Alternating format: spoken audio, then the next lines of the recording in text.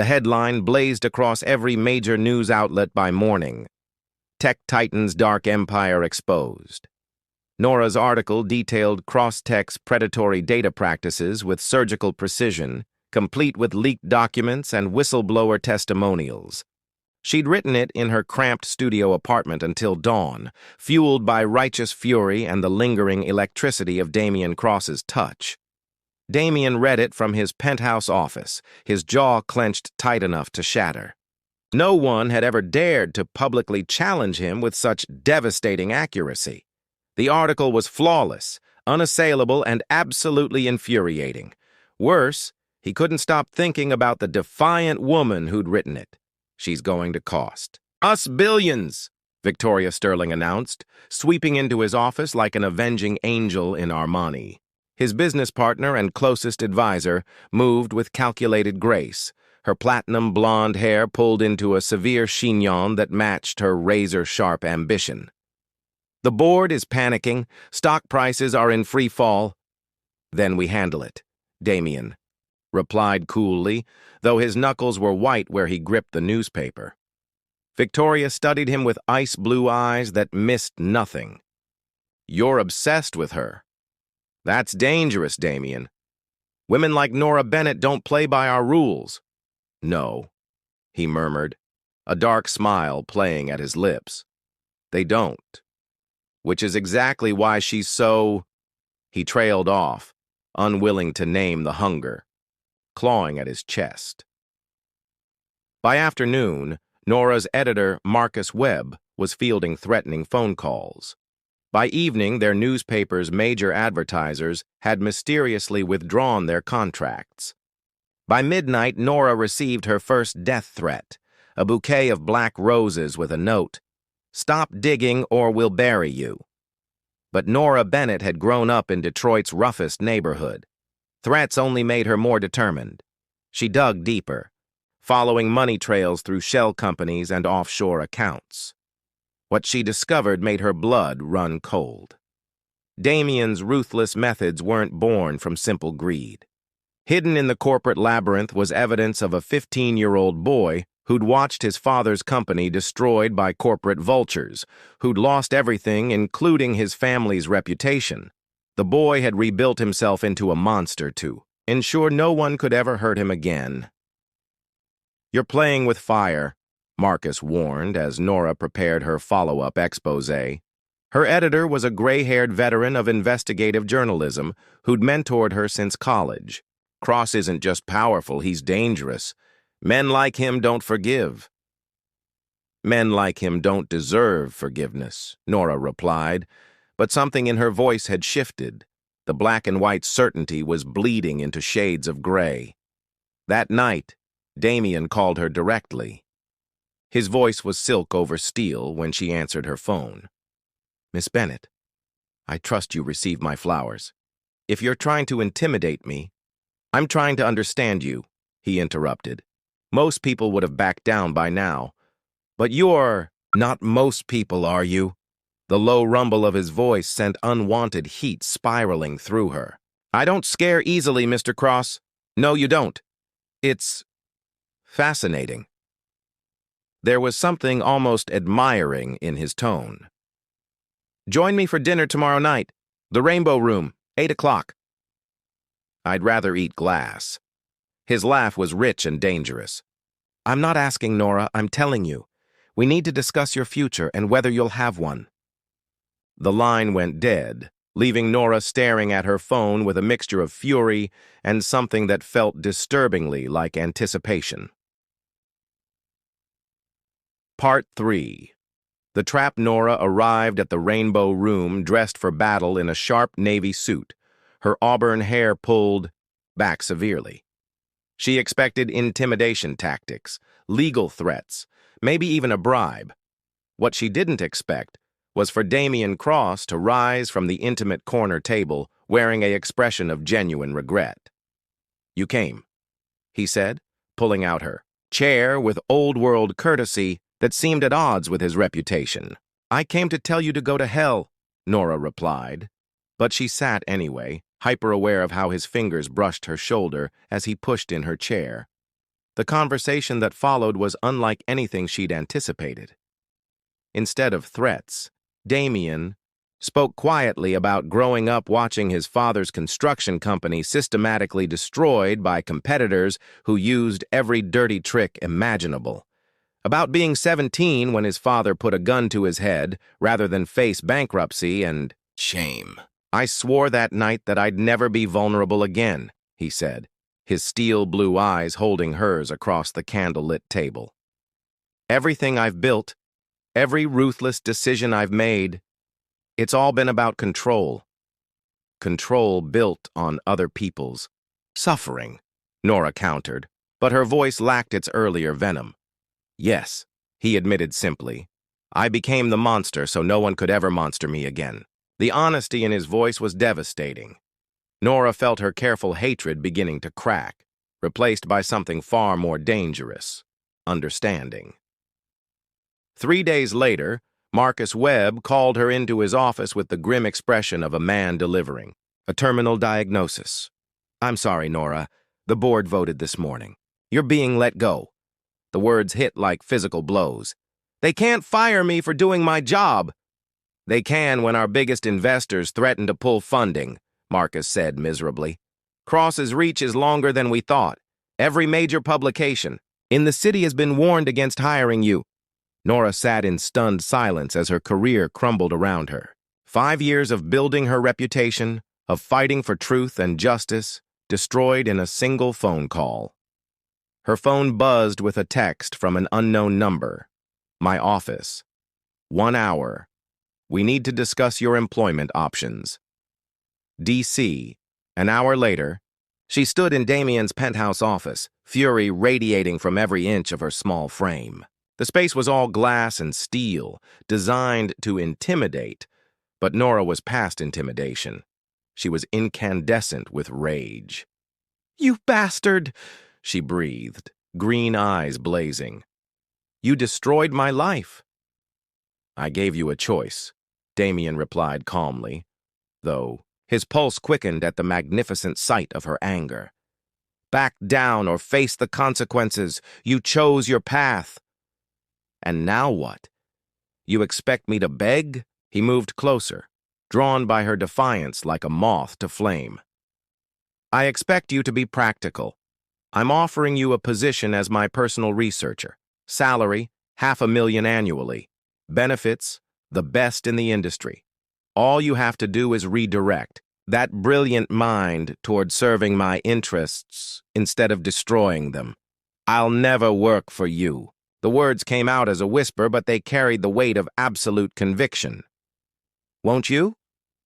Damien stepped closer, close enough that she could smell his expensive cologne, see the flecks of silver in his blue eyes. "Because from where I'm standing, it's either work for me or don't work at all.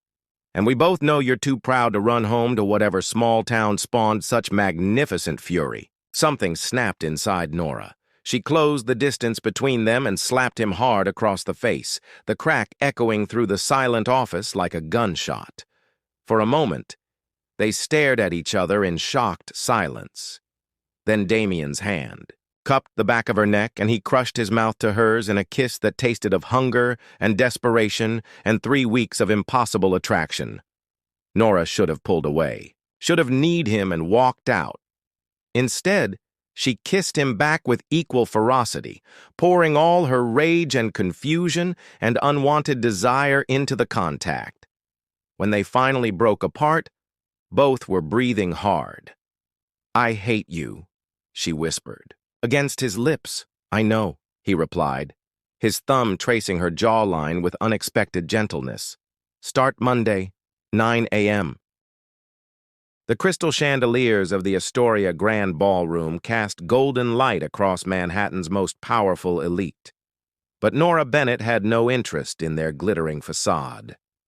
Dressed in a borrowed black dress that cost less than the appetizers, being served, she moved through the crowd like a predator stalking prey. Her press credentials were fake, her invitation stolen, and her mission crystal clear: expose the man who thought himself untouchable.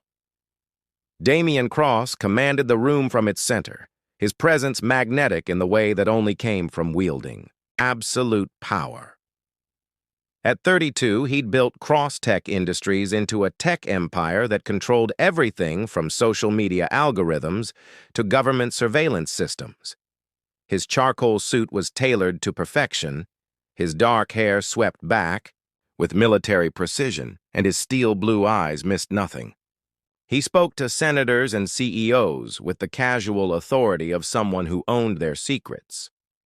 Nora had spent 3 months documenting those secrets. The offshore accounts, the silenced whistleblowers, the families destroyed by his company's data mining operations. Tonight, she would make him answer for all of it. "Mr. Cross," she called out, her voice cutting through the elegant chatter like a blade. The room fell silent as heads turned toward the unfamiliar woman who dared interrupt, the king of New York tech. Damien's gaze found hers across the crowded floor, and something electric sparked between them. He took in her auburn hair, her defiant green eyes, the way she stood with shoulders squared despite being surrounded by people who could destroy her career with a phone call. "I don't believe we've been introduced," he said smoothly, moving toward her with predatory grace. His security detail tensed, ready to remove the intruder, but he held up a hand to stop them. "Nora Bennett, investigative journalist," she replied, lifting her chin. "I have some questions about Cross-Tech's recent acquisition of personal data from—" "Miss Bennett," Damien interrupted, his voice dropping to a dangerous whisper as he stepped into her personal space. "This is neither the time nor the place for whatever crusade you think you're on." The crowd around them buzzed with anticipation, phones discreetly recording what promised to be a spectacular public destruction. But Nora didn't flinch. Instead, she smiled, a sharp, fearless expression that made Damien's pulse quicken in ways that had nothing to do with anger. "I think the families whose children were targeted by your algorithms might disagree," she said loudly enough for nearby guests to hear. "Tell me, Mr. Cross, how do you sleep at night knowing your company profits from—" "That's enough." His hand closed around her wrist, not roughly, but with unmistakable authority. The contact sent electricity shooting up her arm, and she saw something flicker in his eyes. Surprise, perhaps, that she affected him too.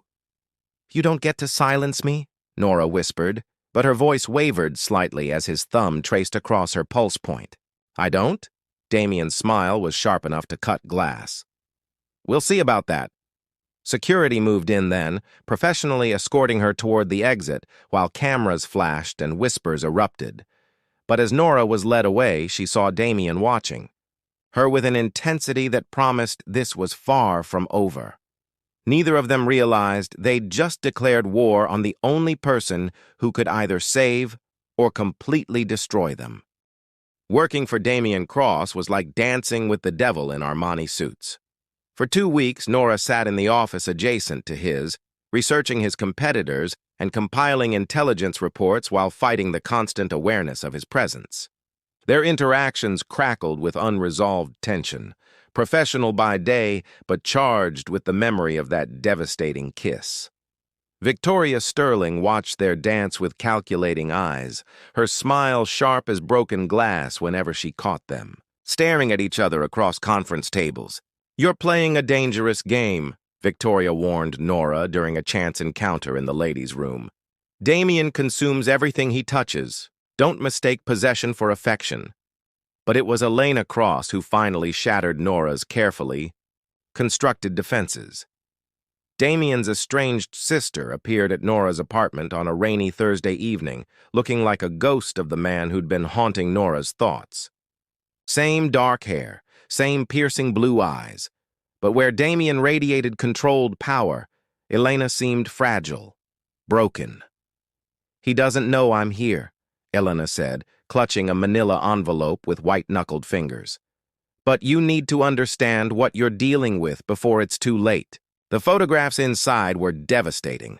A teenage Damien holding his mother as she sobbed over his father's casket. Medical records showing Elena's suicide attempt at 16.